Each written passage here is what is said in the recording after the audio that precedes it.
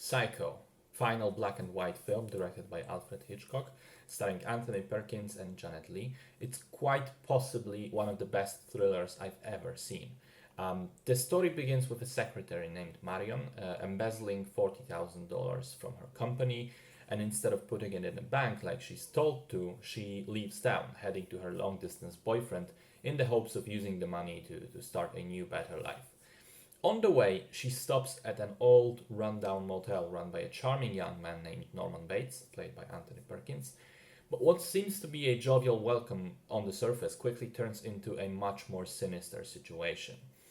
Now, I know the film is 60 years old at this point, but I tried to describe it in a way that preserves the mystery in case somebody watching this video hasn't seen Psycho yet.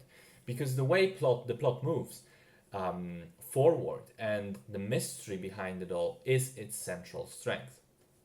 To the point that it was actually a movie that revolutionized the whole industry because of that. Back in the day, movie theaters would just run movies one after another all the time without real breaks. People would come in at any time, get into the theater, sometimes at the beginning of a film, sometimes in the middle, and then leave also when they wished to. There weren't really any specified times where you needed to show up.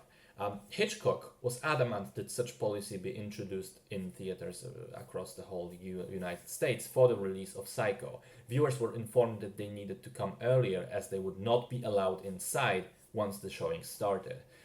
This, combined with the general secrecy surrounding the plot of the film, built up excitement and made it so people wanted to see the movie in its entirety. And it worked, because the script is built around the shock factor. Seeing the whole thing was crucial. And the rest is history. That then became standard movie theater policy, and to this day we have showings at specified hours, no longer just a non-stop display of whatever's playing at the time. Now, back to the film. I was vaguely familiar with the twists through learning about movie making history, but even so, I was able to enjoy the film tremendously. The script is tight and quite unpredictable, especially in the way it plays with the audience's expectations of who the main character is. At the beginning, we're getting used to the idea that we're following this one certain character, and then the first twist comes along, which, again, I won't say what it is, but you know what it is. It's one of the more famous scenes in the history of film. And suddenly, all bets are off. We don't know where the story will lead to. We can't be sure that anyone is safe, that anyone has plot armor, so to speak. The script works really well on all the levels. It's well written, it's brilliantly executed by the director, and it is also fantastically acted.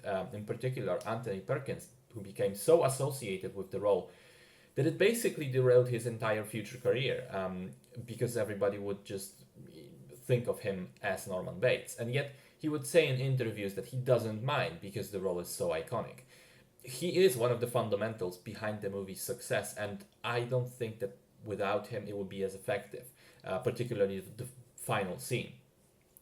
And speaking of crucial elements, Hitchcock himself stated that about 35% of Psycho's success lies with the score, written by Bernard Herrmann. The story goes that Hitchcock shot and edited the film but was unhappy with it. He didn't think it would be good and thought about turning it into a TV episode.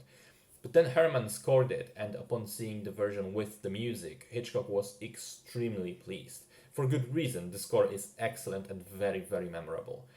So all of that leads me to the conclusion, which is this.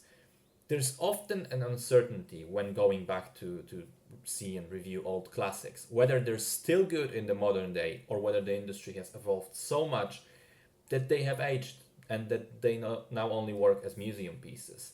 Well, in the case of Psycho, it is resoundingly the former. Even 60 years after its premiere, it is still as fantastic as on the day it was made.